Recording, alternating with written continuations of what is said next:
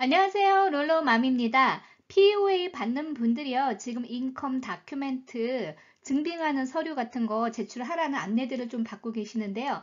특히 동부부터 시작을 하고 있거든요. 그래서 곧 캘리포니아도 시작을 하기 때문에 제가 이거 미리 브리핑 해드리고요. 셀프 인플로이드로 신청해서 받으셨는데 오버페이먼트 혹은 디스퀄리피케이션 계속 받고 계시거든요.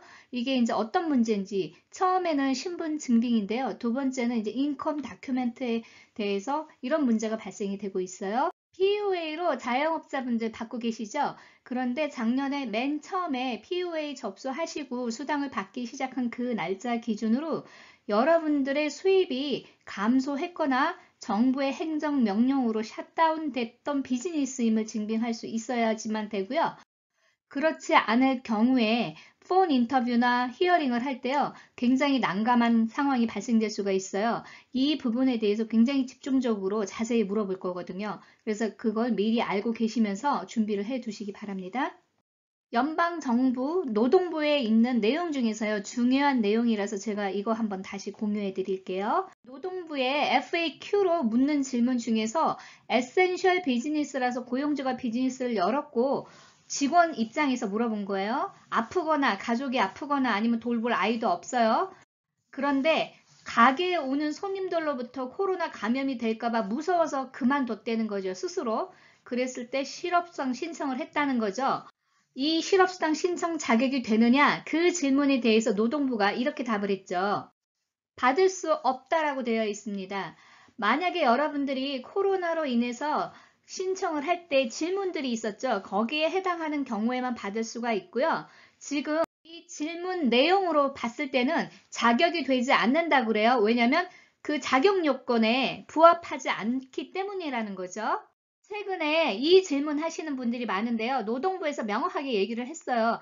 여러분 스스로가 코로나에 감염될까봐 무서워서 그만두는 거는 실업수당 받을 수 없다고 되어 있어요. 분명하게. 그렇기 때문에 여러분들 이거를 어떻게 어필하실 건지 잘 준비하셔야 돼요. 구독자님 한 분이 부모님이 둘 다 연로하시고 몸도 아프시고 또 아버님은 지병이 있으시고 그러기 때문에 본인이 직장에 가서 코로나에 걸리면은 굉장히 생명의 위협을 느끼기 때문에 그만뒀다라고 이렇게 하시는데요.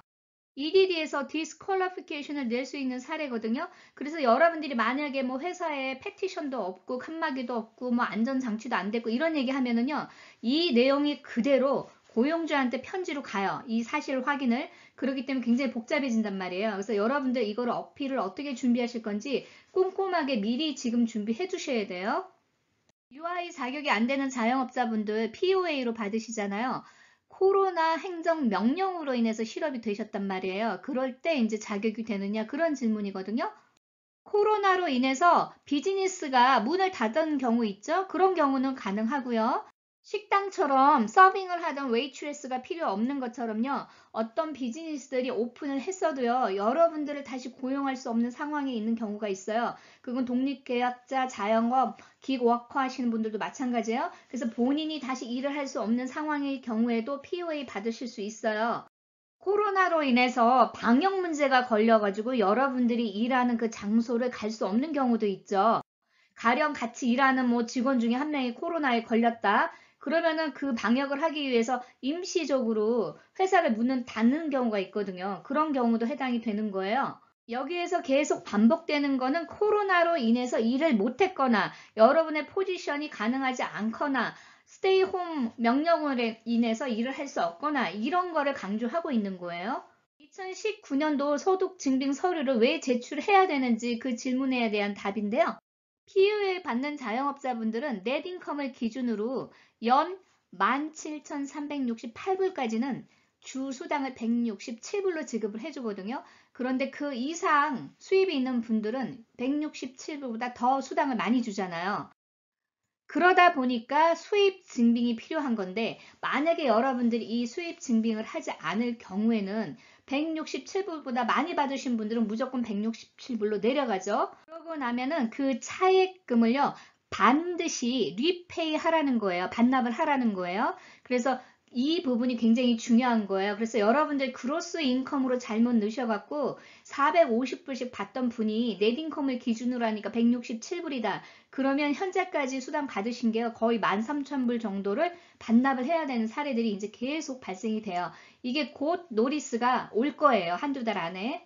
지금은 수입 증빙 서류를 제출하지 않으면은요, 그냥 167불로 내리는 정도가 아니고 아예 디스퀄리피케이션을 내려요. 그래서 처음에 2020년도에 POA 신청해서 받기 시작한 그 기준으로 자격이 되는지를 증빙하는 서류를 반드시 제출을 하게끔 되어 있어요.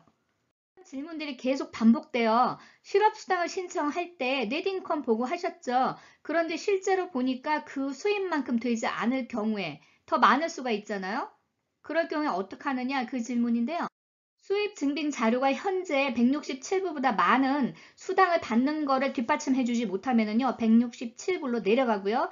그 차액금을 반드시 페이백 해야 되는 거예요. 2019년도 소득 증빙 자료가 없다면 어떨까? 이 질문인데요. 이럴 수 있죠. 왜냐하면 2019년까지는 일을 안 하시다가 2020년도에 새로운 직장을 잡아서 일을 하다가 팬데믹으로 실업이 된 경우도 있으니까요.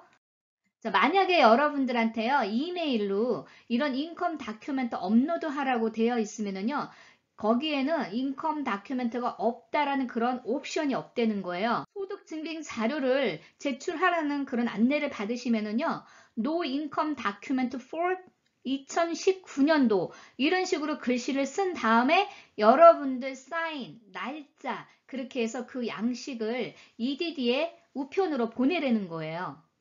그럼 이 보내진 서류를 가지고 위클리 베네핏을 뭐 줄 건지 그런 자격 여부를요, 리뷰를 할 거예요.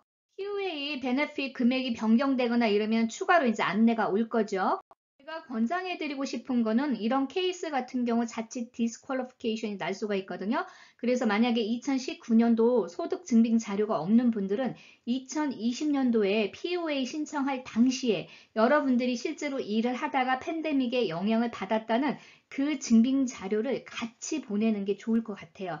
그렇지 않으면 여러분들이 어필하고 이러는 시간들이 상당히 지연이 많이 될 거예요. 이 질문을 했어요. 2019년도 넷인컴 대신에 그로스 인컴으로 잘못 보고를 한 거예요. 그렇다면 어떻게 되는지 넷인컴을 증빙하는 서류를 보내야 되고요. 왜 여러분들이 실수를 했는지 그 설명을 하라는 거예요. 넷인컴 보고하는 거는 2019년도 스케줄 C를 보내면 되는데 이 설명을 하라는 이유는요. 제가 볼 때는 급여 보고를 잘못할 경우에는요. 자칫 페널티를 부과할 수 있거든요. 그래서 페널티를 웨이브 해줄 것인지를 결정하기 위한 것이에요. 시스템을 잘 몰라서 실수한 거고 오버페이먼트 반납할 테니까 다른 불이익을 주지 말라고 요청을 같이 하시면 좋아요. 그러면은 받아들여질 거예요. 자영업 하시거나 독립계약자 분들은 여러 군데 일을 해주면서 1099을 여러 군데에서 받는 경우도 있죠. 이럴 때 1099을 제출을 하느냐 그 질문인데요. POA 받는 자영업자분들이나 독립계약자들은요. 1099 서류를 제출하면 안 된다는 거예요. 그 이유는 1099은 그로스 인컴이잖아요. 여러분들이 자영업이나 독립계약자로 일하면서 1099 받는 거는 경비 공제를 하지 않은 상태이기 때문에 그걸 넷인컴 증빙하는 서류로 볼 수 없는 거죠. 1099는 경비를 공제하기 전 총 그로스 금액이기 때문에 인정을 하지 않는 것이지 여러분들이 만약에 경비 공제할 게 없다 그러면은요 그게 문제가 되지는 않아요. 그러니까 최대한 EDD에서는 자영업자분들은 경비 공제를 한 순수한 넷인컴을 보고 하라고 이렇게 장려를 하는 거예요. 이게 여러분들 입장에서 도와주는 거거든요. 위클리로 설티파이 하실 때 자영업자분들 넷인컴 이제 보고하고 계시죠? 그래서 여러분들이 위클리로 넷인컴 보고하는 그 증빙을요, 정확하게 장부와 영수증 준비해 두셔야 돼요. 이거 집중적으로 이제 물어볼 거고요. 앞으로 여러분들이 넷인컴 보고한 그 증빙 서류 제출하라고 랜덤리 뽑아가지고요. 안내가 올 거예요. 그래서 여러분들 이거 마냥 그냥 이따가 주별로 하려고 그러면 몇십 주예요. 그래서 여러분들 지금부터 빨리빨리 서류 준비해 두세요. 3월부터 타겟이 될 수가 있어요. 간단하게 예제를 들어서 설명을 드려볼게요. 자영업자분이 2020년도 3월 1일에 POA를 신청을 했다고 쳐요. 그러면은 스케줄 C net income을 보고 하는 거죠. 그런데 만약에 여러분들이 2019년도 기준과 2020년도 기준의 수입을 비교해 봤을 때 2019년도 수입이 훨씬 많은 경우에는 POA 당연히 자격이 되겠죠. 하지만 만약에 2020년도 수입이 더 많은 경우가 발생될 수도 있어요. 실업수당을 제외하고 비즈니스가 더 성장하다가 그럴 수도 있잖아요. 그래서 이런 경우에 무조건 안 되는 건 아니에요. 자, 그러면 어떨 때 되냐면요. 2020년도 3월에 POA 신청을 했을 때 기준으로 2020년도 1월이나 2월에 비해서 신청 당시 기준으로 수입이 줄었으면 가능해요. 여러분들이요, 이걸 증빙하지 못하면 문제가 될 수 있어요. 지금 히어링을 할 때 집중적으로 언제는 수입이 얼마냐, 얼마냐 이런 거를요, 구체적으로 물어요. 그래서 만약에 여러분들이 1월달, 2월달, 3월달 수입이 전혀 변동이 없었다 그러고 혹여는 또 2019년보다 오히려 2020년도가 매출이 더 많았다 그러면은요, 이럴 경우에 실업수당 자격을 주지 않는 사례가 발생될 수 있어요.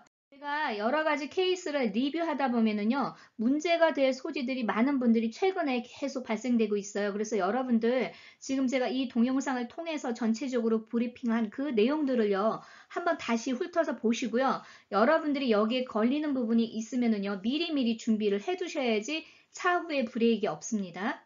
최근에 이 수입 증빙을 하라는 내용과 함께 제대로 이 내용을 몰라서 서류 증빙을 잘못해가지고요. 디스퀄리피케이션 나고 오버페이먼트 반납하라는 사례들이 계속 발생되고 있어요. 특히 시카고 같은데 일리노이주 있죠. 이런데 뉴저지, 버지니아 이런 데부터 시작을 하고 있고요. 캘리포니아도 곧 시작이 될 거예요. 여러분들이 최대한 이런 준비를 미리미리 해 두신 후에 불이익을 받지 않도록 하기 위해서 제가 브리핑 한번 해드렸습니다. 좋은 하루 되시고요. 좋아요, 구독 부탁드립니다. 감사합니다.